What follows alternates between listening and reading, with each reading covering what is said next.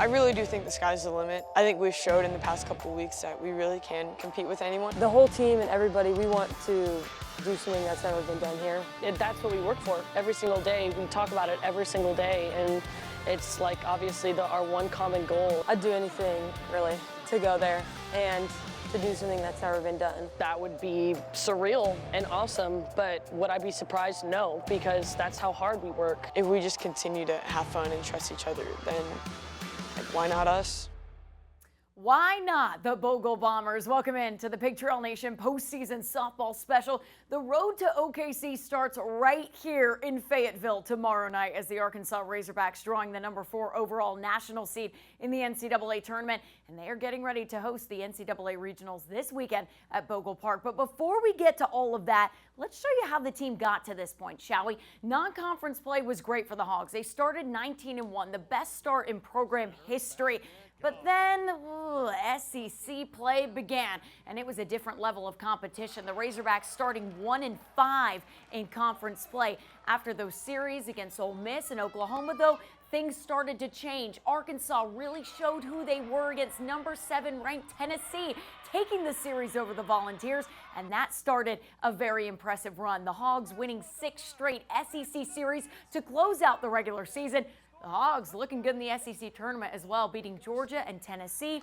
But then they ran into Oklahoma, and look, they were this close to beating them, but the Sooners walking it off like the Sooners do to head to the SEC Tournament Championship. So that takes us to this point right now. The Hogs getting ready to host those NCAA regionals and hopefully get past them and punch their ticket to the Supers. But let's take a look at who they have to get past in order to do just that. The Hogs going to face off with the 4 seed of the regional tomorrow night in St. Louis. The Razorbacks have never lost a game to the Billikens in program history. They have a perfect 8-0 record against them.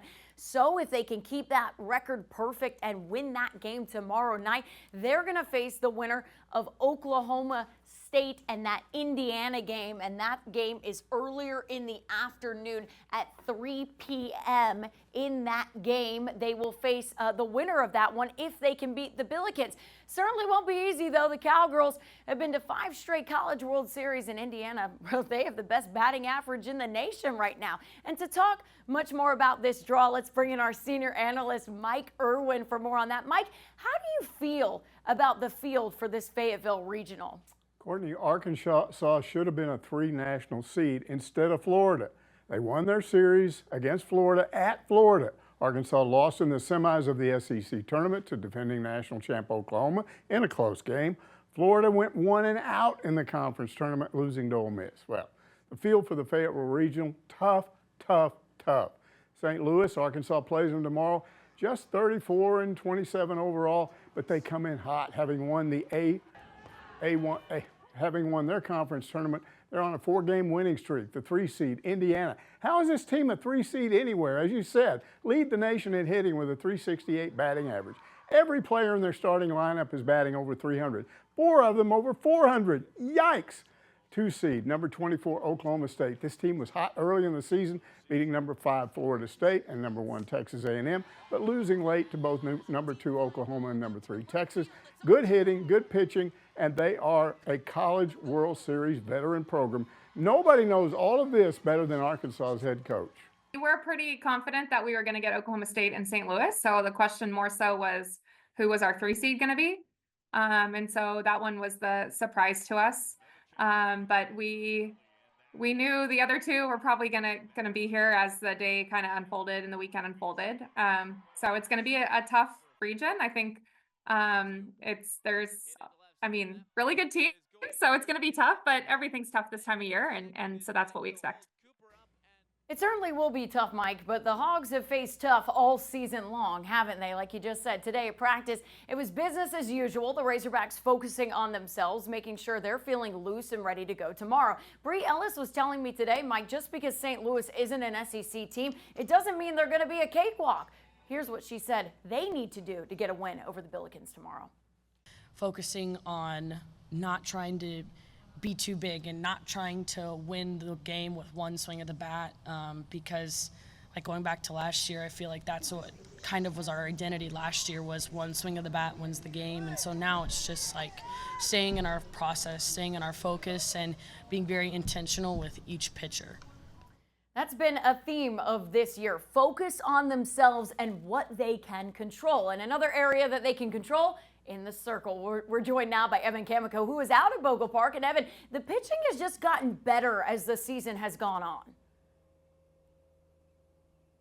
Yeah, that was really, Courtney, the question coming into this year was the pitching staff. Last year, Coach Deifel really relied heavily on Robin Herron, who returned, but also Morgan Linestock, who ended up leaving. So for Herron, the question was who was going to follow her? And suddenly, that wasn't looking too good at the start of SEC play when Arkansas started 1-5. Their pitching staff was giving up an average of 9 runs. But flash forward to then, since then, I should say, they've only given up more than 10 runs just twice. And a key for that has been the rest of the rotation and really hammering it down. Peyton Burnham, the freshman, has been stellar as the Hogs' number 2. And Reese Burline, who has been really good and threw a no-hitter just a couple of weeks ago against Colorado State. Look, overall, the Razorbacks, they feel confident that that tough stretch to start conference play where they were giving up 9 to 10 runs pretty much on average was exactly what they needed to get where they were at the end of the season. Yeah, I think the pitching staff learned a lot how to bounce back because I feel like with our hot start to the season, we didn't really know what it was like to, like Bri says, get punched in the mouth and have to come back from that. So I think after we had that 1-5 start, we were all like, we need to have each other's backs. We need to work as a staff. And I think we've grown close together, all 5 of us. And just knowing that if one person isn't getting the job done that day, someone else is going to pick them up. And so just being a very cohesive unit has definitely helped us. Not to mention as well improved pitching from the likes of Cam Harrison and Lexi King have really rounded out that 5-person pitching staff for the Razorbacks. The question will be, as we head into the weekend, how will each of them be utilized in the different games, assuming that there's going to be at least 3 games the Hogs have to pitch in this weekend. Courtney, let's send things back to you. Evan, that's a very good question. And Mike, I think we're going to talk a little bit about what they're going to do with the pitching this weekend coming up later in the show. Thank you so much, Evan. We're going to check back in with him later as well. Mike, we're going to switch it over. Instead of talking about the pitching of this team, let's talk about the hitting, because I want to ask you about this lineup. They have so much versatility and depth throughout it. Coach Deifel actually talking about that this afternoon.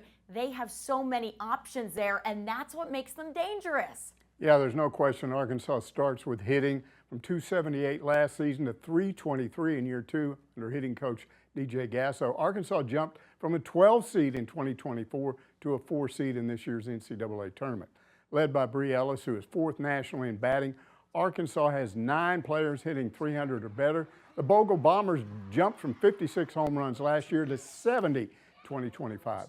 Reagan Johnson, Ella McDow, Kaylee Wyckoff, Courtney Day, Reagan Kramer, they just keep coming at pitchers inning after inning, winning, wearing them down. Now that lineup produced 6 straight series wins in the toughest conference in college softball and got Arkansas to the semis of the conference tournament where, again, they lost that heartbreaker to number 2 Oklahoma.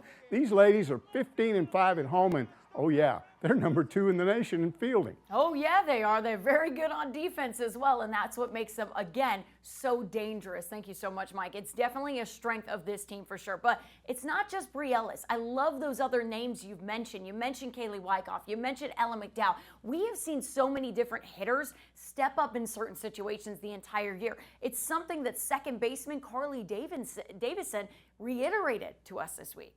If one person's having a bad game, usually there's not 2 or 3 people strung in a row that are off. Like, I think we can pick each other up well.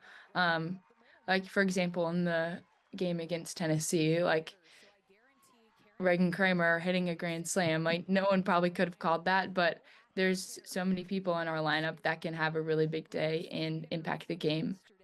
Mike, I definitely called that Bri Ellis grand slam. I did not call the Reagan Kramer grand slam. That was awesome to see. So who will impact the game tomorrow night? There's a good chance, Mike, the SEC Player of the Year is going to have some impact in it. I think we can both bet on that. Coming up after the break, I had a chance to sit down with Bri Ellis' parents and learn more about the origins of the first baseman's softball journey. That's coming up after the break. Stay with us.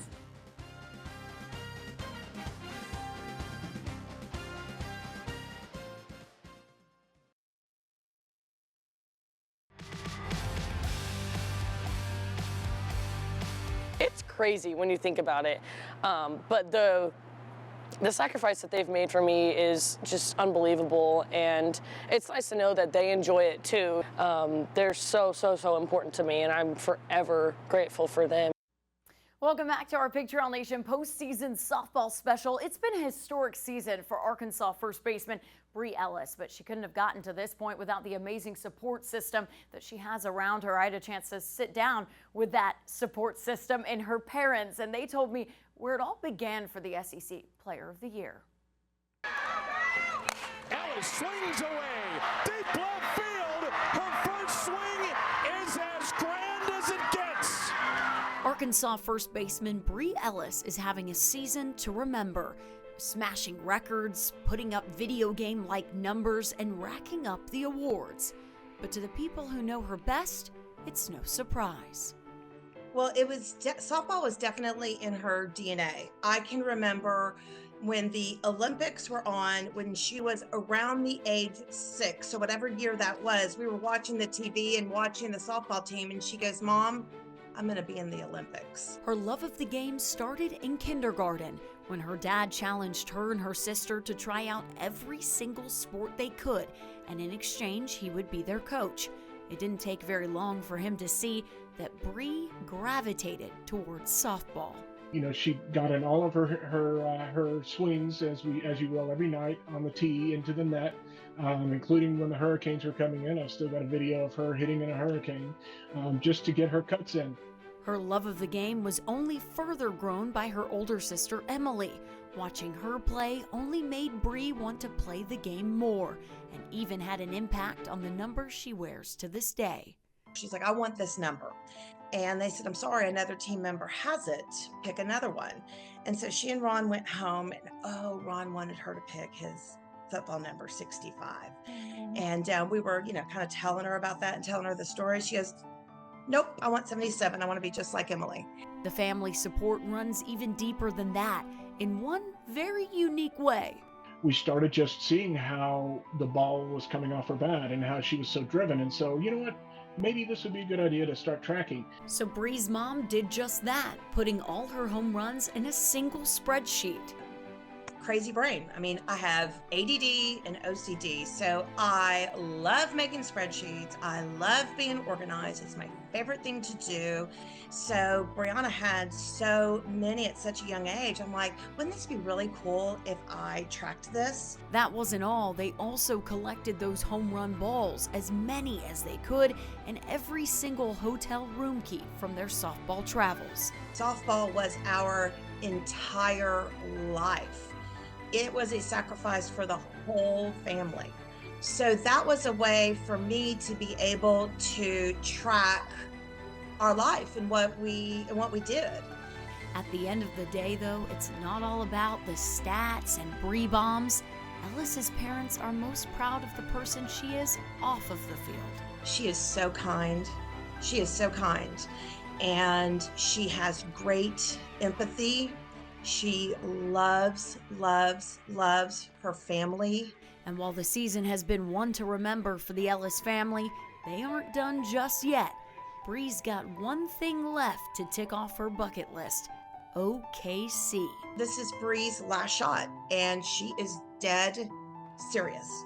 This is the only thing she hasn't gotten, and we don't have to win the World Series, although that's what we're working for. But we are going to get there.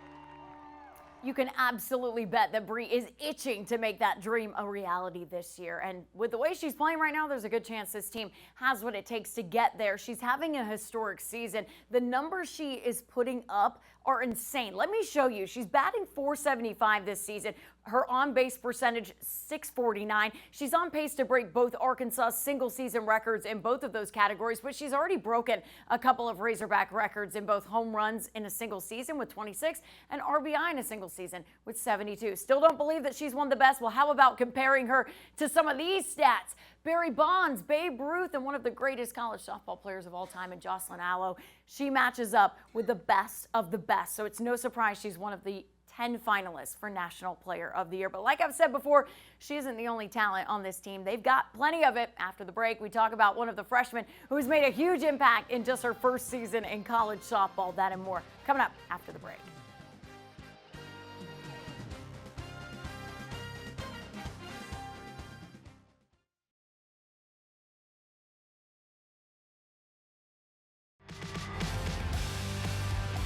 Welcome back to the show. If the Hogs want to get past the regional and move on to the supers, they're not only going to need big performances from the upperclassmen, but they're talented freshmen too. One of them, Ella McDow, who has been stellar for the Hogs this season. So let's send it on over to our Jacob Morris, who got a chance to sit down with the freshman third baseman. And safe to say, number 6 is going to play a big-time role in the postseason too, Jacob. Hey, Courtney, yeah, expectations were high for Ella McDow when she arrived on campus. The number 3 overall player in the 2024 class, the number 1 infielder. All she's done is step into the starting third base role seamlessly, powered by her larger-than-life personality. I love softball. This is my favorite thing to do day in and day out. So I'm a very outward expression person, and I'm always going to have a smile on my face while playing the sport because it's the best. I love it. It's so much fun. Go legs. Come on. Go Jim. Win it. Most times you hear Ella McDowell before you see her on the field. Be Ella and have fun. That's all I can really do at the end of the day. I mean, that's why Girls Just Want to Have Fun is my walk-up song. It's just a reminder that, you know, Ella, girls, we just want to have fun. It's good vibes. Good vibes might be the perfect way to describe McDowell's freshman campaign, hitting .358 at the plate, 48 RBI, and just the 3rd Razorback to ever win SEC Freshman of the Week 3 times. This is everything I've wanted since I was a child. Realizing that, like, hey, I can do this, and this is my dream, and every day I'm one step closer to achieving all the goals that I've ever wanted. And yet, for all her success, there was still an adjustment period. Ella hit over 500 all 4 seasons of high school, including 704 as a senior. A tough mindset flip for a self-proclaimed perfectionist. I just want it all. I want to be great every single time I go up to bat. And I just learned that that's not really that realistic, and it doesn't matter about what my stats look like, because as long as I can help my team find a way to win, that's all I care about. Winning Most Outstanding Player for Team USA at the U18 Softball World Cup last summer also helped build her confidence. But her big takeaway wasn't the award. It was Coach Deifel being there for her. She was struggling at the plate before the tournament. It just reassured me that this was the place for me, and time again, when I step onto the field and just see everyone calling the Hogs and see her big old smile, and once I get to third base, I just know that this is the place for me. And now Ella gets to play her first NCAA tournament game this week in a place that has become a home away from home. The freshman describes the postseason as only she can. It's just money time. You know, that's just where you spend your cash, and you cash in and you make it count. And I just remember watching all of the regionals and the Women's College World Series growing up. So I want to be just like all of my idols, and I want to make this state proud. Thanks so much, Jacob. We've talked a lot about Arkansas, but what about the other 3 teams in the field? We take a look at the Hogs' opponent in St. Louis and a little bit about Oklahoma State and Indiana as well when we get back right after this.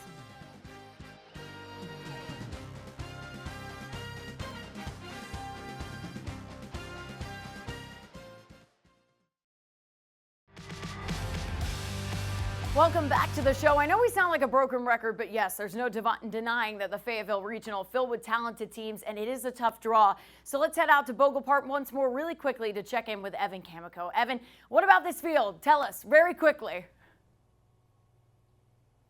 Yeah, look, to sum it up really quickly, Indiana offensively good, Oklahoma State defensively good, and very good pitching-wise. St. Louis, a little bit of everything, and they're led by Abby Malo and Natalie Sullivan, who are hitting 360-plus on the season, and head coach Christy Connier knows how good this Arkansas team is when they look at the last team in the field.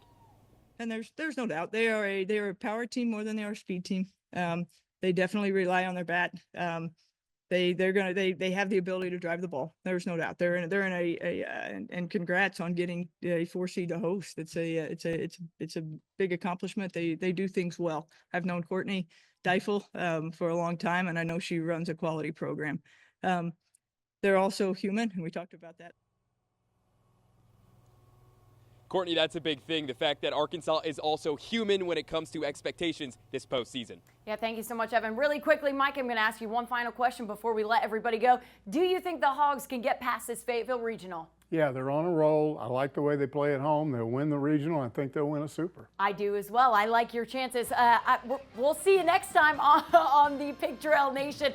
Hogs play tomorrow night against St. Louis at 5:30 p.m. We will have all your coverage. Thanks so much for watching.